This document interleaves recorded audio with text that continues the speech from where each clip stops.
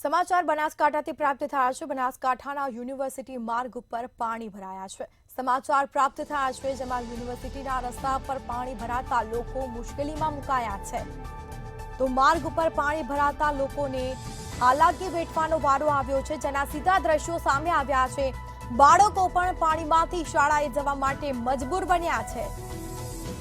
તંત્રને જાણ કરવા છતાં પણ કોઈ કામગીરી કરવામાં આવી નથી। પ્રી મોન્સૂન કામગીરી ફક્ત કાગળ પર જોવા મળી છે। ગ્રામ્યજનોએ પાણી નિકાલ માટે તંત્રની મદદ માંગી હતી, પરંતુ તંત્ર ઘોર નિંદ્રામાં સૂતું હોય તેવું સામે આવ્યું છે। આ સ્પષ્ટપણે નજરે પડી રહ્યું છે। નાના ભૂલકાઓ છે તે શાળાએ પાણીમાંથી પસાર થવા માટે મજબૂર બન્યા છે। લોકો પરેશાન થયા છે। અવરજવર માટે લોકોને મુશ્કેલી પડી રહી છે, પરંતુ કોઈ કામગીરી કરવામાં આવી નથી। બાળકો પાણીમાંથી પસાર થવા માટે મજબૂર બન્યા છે। તંત્રને જાણ કરવા છતાં પણ કોઈ કામગીરી થઈ નથી। ગ્રામ્યજનોએ પાણી નિકાલ માટે તંત્રની મદદ માંગી હતી, પરંતુ તંત્ર દ્વારા કોઈ કામગીરી કરવામાં આવી નથી। પ્રી મોન્સૂન કામગીરી ફક્ત કાગળ પર જોવા મળી છે। બનાસકાંઠાના યુનિવર્સિટીના માર્ગ ઉપર પાણી ભરાતા લોકો મુશ્કેલીમાં મુકાયા છે। તો વારંવાર તંત્રને રજૂઆત કરવા છતાં પણ કોઈ નિરાકરણ નહીં।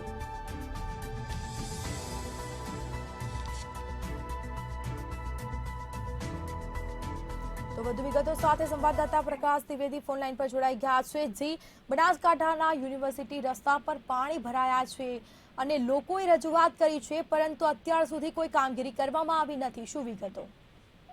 સ્મિતા, ચોક્કસથી જો વાત કરવામાં તો બનાસકાંઠામાં સામાન્ય વરસાદ જ નોંધાયો છે, ત્યારે જો દાંતીવાડા તાલુકાના મોટી ભાખરથી યુનિવર્સિટી માર્ગની વાત કરવામાં આવે તો જ્યાં પાણી ભરાઈ ગયા છે, જે પાણી ભરાતા લગભગ 3 શાળાના જે બાળકોએ પાણીમાં ચાલીને શાળાએ જવા માટે મજબૂર બનાવ્યા છે। સાથોસાથ જે ગામના પશુપાલકો તેમને દૂધ ભરાવવા માટે પણ હાલત કફોડી થઈ છે। ખેતરોમાં રહેતા જે લોકો છે એમને પણ અવરજવર માટે જબરદસ્ત મુશ્કેલીનો સામનો કરવો પડી રહ્યો છે। ગામમાં આવવા જવાના માર્ગ ઉપર જે પાણી ભરાય છે, જેને કારણે કંઈક ને કંઈક અનેક લોકોને અડચણ ઊભી થઈ છે। દાંતીવાડા યુનિવર્સિટીનો માર્ગ હોવા છતાં ક્યાંક ને ક્યાંક લોકોને વારંવાર તકલીફ પડી છે। દાંતીવાડા વહીવટીતંત્રને જાણ કરવા છતાં હજુ સુધી કોઈ ત્યાં પહોંચ્યું નથી અને પાણી લગભગ છેલ્લા 7 થી 8 દિવસથી ભરાયેલા છે। એટલે એવું કહી શકાય છે કે ક્યાંક ને ક્યાંક તંત્ર જે કામગીરી કરે છે માત્ર કાગળ ઉપર છે, લોકોની રજૂઆતો ધ્યાન ઉપર સાંભળતી નથી અને આ ચોમાસાના સામાન્ય પાણીએ પણ વરસાદને બહુ હેરાન કરી નાખે છે। જો મોટી આફત આવે તો તંત્ર કેટલું મદદ કરે એ બાબતને લઈને પણ અનેક સવાલો ઉભા થઈ રહ્યા છે।